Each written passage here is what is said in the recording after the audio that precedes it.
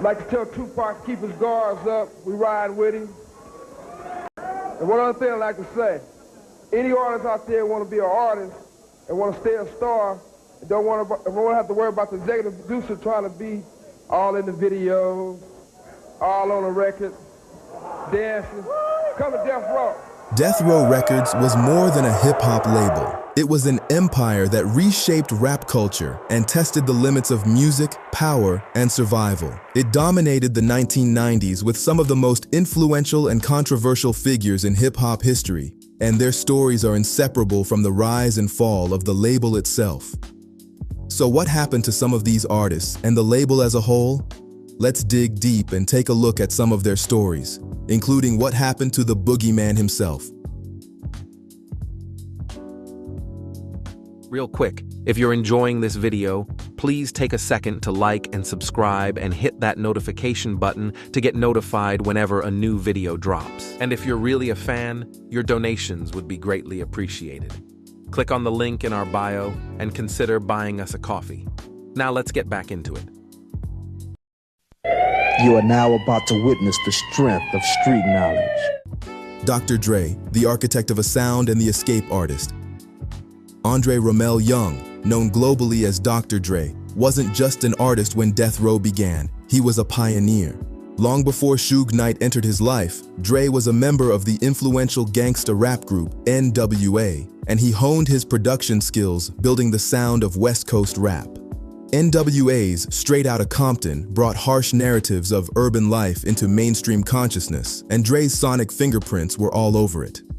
Yet despite the success, Dre felt constrained by business disputes at Ruthless Records, especially around money and creative control. He wanted to renegotiate his deal with Eazy-E's Ruthless Records. He was being paid certainly according to his contract, but maybe wasn't being paid what his value had become. Setting the stage for him to co-found Death Row with Suge Knight in 1991. Once at Death Row, Dre quickly became the primary creative engine. His solo debut, The Chronic, was released in 1992 and didn't just sell, it altered hip-hop. It introduced G-Funk, a smoother, funk-sampled sound that contrasted the sharply raw aggression of earlier hardcore rap. The album produced massive hits like Nothin' But a G-Thing, and it established both Dre and a young Snoop Dogg as superstars. Dre also produced Snoop's Doggy Style, which debuted at #1 and solidified Death Row's dominance. But tension grew behind the scenes. Death Row wasn't organized like a traditional label. Suge Knight controlled finances and decision-making with an iron grip, while Dre focused on production. Reports and insiders suggest friction developed over money, aggressive management, and strategic direction. Dre was increasingly uncomfortable with the volatile environment and its tie to gang politics. By March 1996, Dre exited Death Row to form Aftermath Entertainment under Interscope, a move that freed him creatively and financially. After leaving Death Row, Dre experienced a second renaissance. Aftermath's first project was a platinum compilation, and Dre soon signed artists like Eminem and 50 Cent, both of whom became global stars. His post-Death Row work culminated in acclaimed albums like 2001, and his influence grew beyond hip-hop into mainstream culture. Dre's legacy today is immense, from Kendrick Lamar to the Beats enterprise that sold to Apple. But none of that would have happened had he stayed within the chaos of Death Row. Like to tell Tupac to keep his guards up. We ride with him.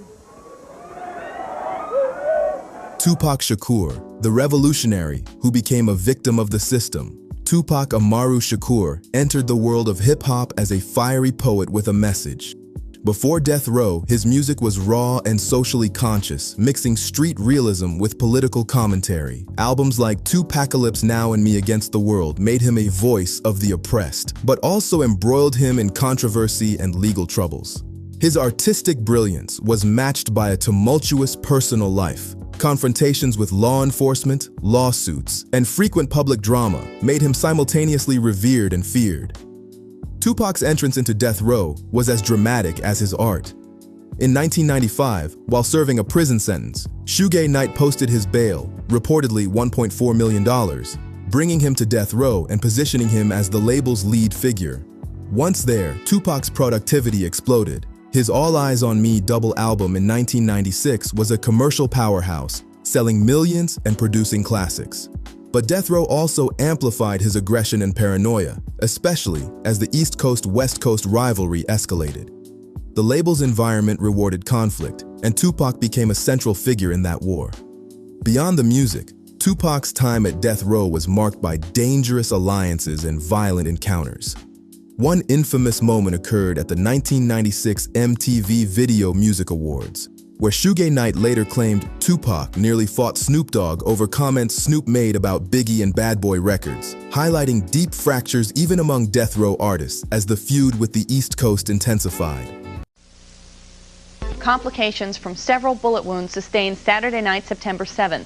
He was 25 years old. Shakur was shot 4 times after leaving the Mike Tyson boxing match in Las Vegas in a car driven by Marion Suge Knight, the head of his label, Death Row Records. Tupac never left Death Row. On September 7, 1996, after attending a Mike Tyson fight with Suge Knight in Las Vegas, someone fired into the car Tupac was riding in. He died 6 days later at age 25, launching decades of speculation, investigations, and conspiracy theories. In 2023 and 2025, arrests and new allegations emerged, including that a former gang leader was charged in connection with the shooting.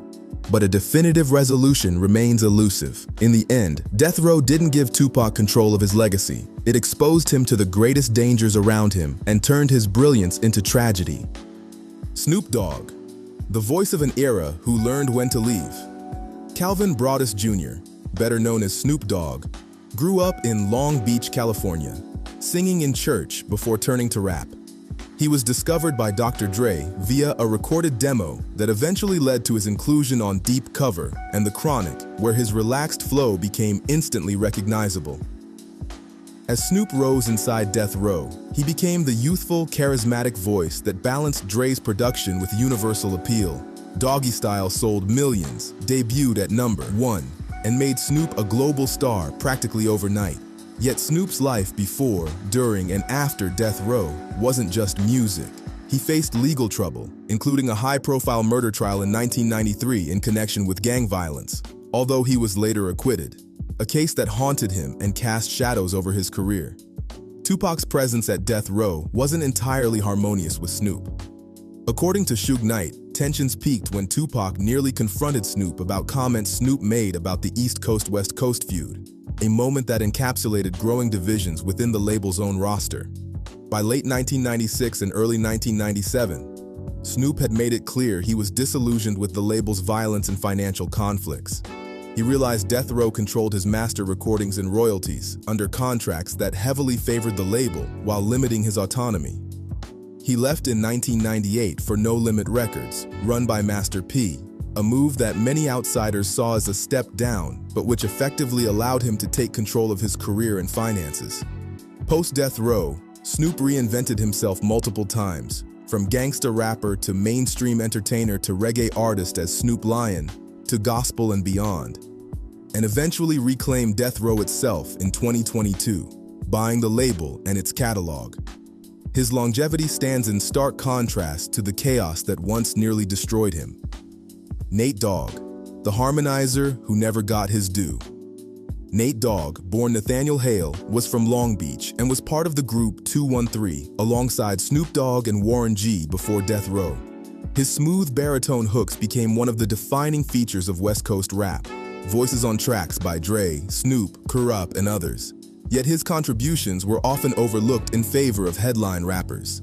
At Death Row, Nate Dogg was everywhere, featured hook after hook on The Chronic, Doggy Style, and countless other projects. His voice was one of the few consistent threads through the label's peak, yet his role was mainly that of a feature, not a leading artist. After Death Row, Nate continued to work prolifically, both as a solo artist and collaborator, but his personal life battled the destructive effects of alcohol abuse and health issues. These struggles impacted his reliability and ultimately his longevity in the industry. By the 2000s, he suffered multiple health setbacks, and despite attempts at comebacks, he passed away in 2011. His musical legacy endures, but financially, he never saw the rewards that his influence warranted. Like I said before when you first came in, if it's anytime it could be anything positive to help with the kids. Well, if they can see from if it's my mistakes or the next person's mistakes, but don't have to make the same mistakes, I'm all open for it. Suge Knight, the kingmaker who became the prisoner. Marion Suge Knight co-founded Death Row with Dre and others, and was the figure that held everything together, and ultimately tore it apart. Before Death Row broke through as a dominant rap label, Suge Knight was already building a reputation in the music industry, but not for production or songwriting. Knight's early influence came from his roles as a bodyguard and enforcer, using intimidation and street credibility as currency. Long before Tupac's fatal night in Las Vegas, Knight engaged in violent confrontations that shaped his image and his business approach. One of the most infamous incidents occurred during the early 1990s with Vanilla Ice, when Knight confronted him over royalty disputes. According to accounts from multiple outlets, Knight allegedly dangled Vanilla Ice off a hotel balcony to pressure him into signing over a more favorable royalty share to an artist his camp represented. While Vanilla Ice later disputed some details, he acknowledged that Knight's tactics resulted in the reassignment of millions of dollars in music rights. Knight also became involved in a dramatic confrontation with Eazy-E and Jerry Heller, the co-owners of Ruthless Records. At the time, Dr. Dre was frustrated with his financial compensation and contractual obligations under Ruthless, and he wanted out. According to historical records, Knight and his associates confronted Eazy-E and Heller in the studio with pipes and baseball bats, threatening them until they agreed to release Dre and his collaborator, the DOC, from their contracts. Eazy-E signed over those contracts, allowing Dre to co-found Death Row Records with Knight and launch The Chronic, a foundational album for both his career and the label's early success. Years later, the same spirit of intimidation and rivalry helped fuel one of hip-hop's most infamous tragedies. On the night of September 7, 1996, Tupac Shakur and Suge Knight were together in Las Vegas after attending a Mike Tyson fight and later a casino event where they and their entourage physically confronted a rival gang member in the MGM Grand Lobby. Later that night, while Knight was driving a black BMW with Tupac as the passenger, a white Cadillac pulled alongside at the intersection of Flamingo Road and Colville Lane and opened fire. Multiple rounds were fired into the passenger side of the BMW, hitting Tupac 4 times, twice in the chest and once in the thigh and arm, and grazing Suge in the head. Knight immediately made a U-turn and attempted to get Tupac to a hospital, but the rapper's injuries were fatal. He died 6 days later, at age 25. The shooting remains officially unsolved, though a Southside Compton Crips member, Dwayne "Keffy" D. Davis, was arrested in 2023 and charged with murder in connection with the case. By 1997, Suge Knight's legal troubles began to catch up with him. He was incarcerated for parole violations. Interscope severed ties with Death Row, and the label's infrastructure crumbled. Years of lawsuits, internal feuds, and financial mismanagement culminated in the company declaring bankruptcy in 2006. In 2015, Suge Knight was involved in a fatal hit-and-run incident that resulted in a 28-year sentence for voluntary manslaughter, effectively ending his career as a music executive. He remains in prison as of 2025, eligible for parole in 2034. So, what truly happened at Death Row? Looking back, a clear pattern emerges. Some artists used Death Row as a springboard, managing to escape before it consumed them completely. Artists like Dr. Dre and Snoop Dogg leveraged their time at the label to launch even greater careers, seizing control of their music and their futures. Others were shaped forever by their experiences there. Tupac Shakur's legacy, for example, is inseparable from his time at Death Row. It was a period of both unparalleled brilliance and devastating tragedy, an era that elevated his artistry while also placing him in the center of danger he could not escape. Nate Dogg, with his signature hooks and smooth voice, became one of the defining sounds of West Coast hip-hop. Yet he remained underpaid and often overlooked in the shadow of the label's bigger stars. For others, loyalty and internal politics fractured careers. And then there was the man who built it all, Suge Knight. Knight's vision and drive created a powerhouse, but his methods, combined with the volatility of the environment, ultimately made him emblematic of the label's collapse. He became both architect and prisoner of the system, a living symbol of the very consequences hip-hop had once rebelled against. Death Row Records didn't simply produce stars. It exposed the fragile intersection of art, power, culture, and human limitation. And its legacy, global, tragic, and transformative, continues to reverberate across the music world today.